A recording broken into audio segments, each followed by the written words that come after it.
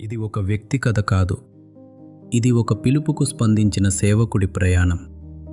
ఇది పేరు కోసం సాగిన సేవ కాదు. భూమి మీద ప్రతిఫలం ఆశించి చేసిన పని కాదు. దేవుని పనిలో విధేయతతో నమ్మకంగా సాగిన ఒక సేవకుని సాక్ష్యం. జి సత్యనారాయణ యోహాను గారు 2009వ సంవత్సరంలో దేవుని సేవకు తమ జీవితాన్ని అర్పించారు. ఆ రోజు నుంచి 2016వ సంవత్సరం వరకు దేవుడు ఆయన్ను తన పనిలో బలంగా వాడుకున్నారు. ఆయన పెద్ద వేదికలపై నిలబడలేదు, కానీ అనేక హృదయాల్లో దేవుని వాక్యాన్ని నిలిపారు. అనేక జీవితాలను మార్చారు. అనేక గ్రామాల్లో క్రీస్తు సువార్తను ప్రకటించారు. ప్రతి కుటుంబానికి సువార్తను ప్రకటిస్తూ అనేక ఆత్మలను బలపరిచారు. విశ్వాసంలో బలహీనులైన వారికి ధైర్యం నేర్పించారు. ఆయన సేవ మాటల్లో కాదు, ఆయన నడవడికలో కనుపరిచారు.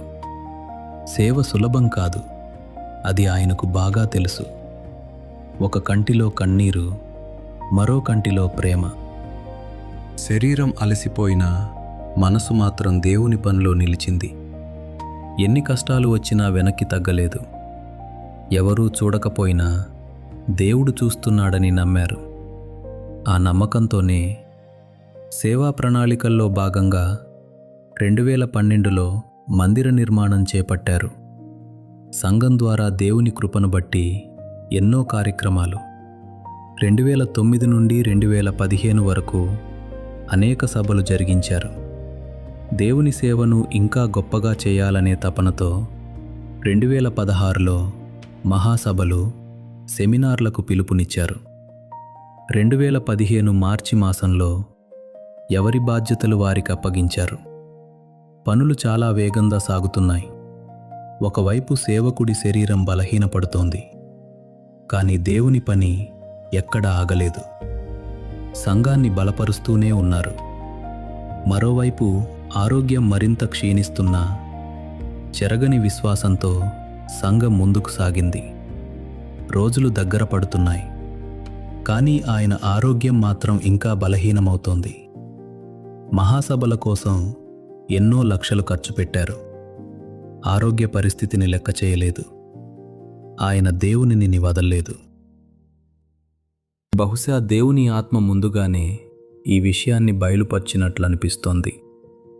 పనుల బాధ్యతలు అప్పగించిన నాడు ముగింపు ప్రార్థన తరువాత ఆశీర్వాదానికి బదులుగా దేవుని ఆత్మ ప్రార్థనలోకి నడిపించింది. ఆయన చేసిన ఆ ప్రార్థన ఇదే. తండ్రి అయిన దేవుని యొక్క ప్రేమ, కుమారుడైన క్రీస్తు ప్రభువు యొక్క కృప, ఆదరణకర్త అయిన పరిశుద్ధాత్మ దేవుని అన్ని సహవాసం సదాకాలం మనందరికీ తోడై ఉంది. జనవరి 4వ జరగబోయే సభలు పనుల విషయమై సంపూర్ణ ఆదరణ, జ్ఞానం, వివేచన గురించి సంఘంలో బిడ్డలు తీసుకునే నిర్ణయానికి వారికి అవసరమైనటువంటి తండ్రి సహకారం అందించి తోడుగా నడిపించి మన సంస్థలు జరిగించడం యేసు క్రీస్తు వారి నామములో ప్రార్థన తండ్రి, ఆమేన్. జనవరి 3న ఆయన ఆలోచనకు తగినట్లుగా మహాసభల కోసం మహాసువార్త యాత్ర ప్రారంభమైంది. అదే ఆయన ద్వారా సంఘం చేసిన చివరి సువార్త యాత్ర. ఆ సమయంలో పనులు మరింత వేగంగా సాగుతున్నాయి. జనవరి 12 నుండి సెమినార్ ప్రారంభం, మహాసభలు జరగబోతున్నాయన్న ఆశతో సంఘం ముందుకు సాగింది. కానీ ఆ శుభారంభానికి ముందు సంఘంలో విషాద ఛాయలు అలుముకున్నాయి. సభలు ప్రారంభం కాకముందే సంఘం ఇంకో యాత్ర చేయాల్సి వస్తుందని ఎవరూ ఊహించలేదు. అది జనవరి 8. సువార్త యాత్ర కాదు, అది మా సేవకుని అంతిమ యాత్ర. 3 రోజుల్లో సెమినార్ ఎలా చేయాలి, ఏం చేయాలి, ఎలా ముందుకు సాగాలి తెలియని పరిస్థితుల్లో దేవుని ఆత్మ సేవకుని కుటుంబాన్ని, సంఘాన్ని బలపరిచిన తీరు చాలా గొప్పది.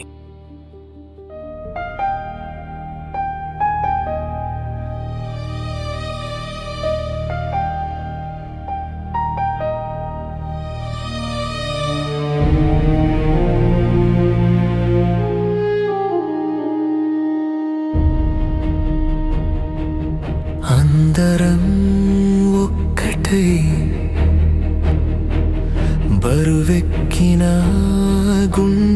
ఆత్మతో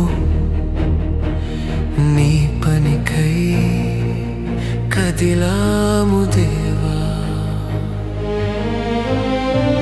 శోకపు లోయలో వాక్యపు శక్తితో నీ పనికై నిలిచాము దేవా. చేతులే వణికినా, గొంతుకే మూగబోయినా, నీ ఆత్మతో నడిపావు దేవా. మరణం ఎదురైనా, కన్నీళ్ళే కానుకైనా, నీకై బ్రతికే ప్రాణములివిగో. శోధన ఎదురైనా, వేదన ఎంతున్నా, నీ పనికై కలిసే చేతులు ఇవిగో. దేవా, దేవా,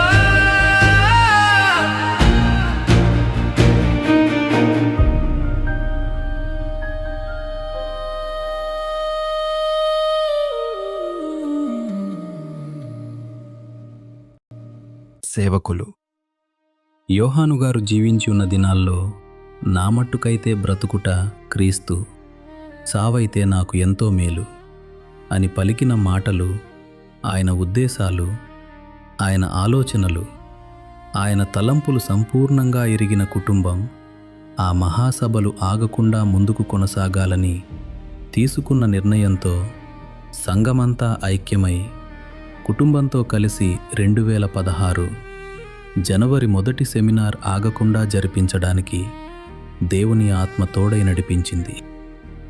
ఆయన మరణం తరువాత సంఘం అనేక ఆటుపోట్లను ఎదుర్కొని నిలబడగలిగిందంటే దానికి కారణం ఆయన జీవించి ఉన్న దినాలలో ప్రభువు పరిచర్య పట్ల కలిగిన గాఢమైన ఆసక్తి, సంఘం మీద ఉంచిన అపారమైన ప్రేమ మరియు కన్నీళ్లతో చేసిన ప్రార్థనలే. ఆయన స్వరం ఈ లోకంలో మౌనమైంది, కానీ ఆయన పలికిన మాటలు, ఆయన ప్రకటించిన వాక్యం ఈరోజు కూడా మా హృదయాలను బలపరుస్తూనే ఉన్నాయి.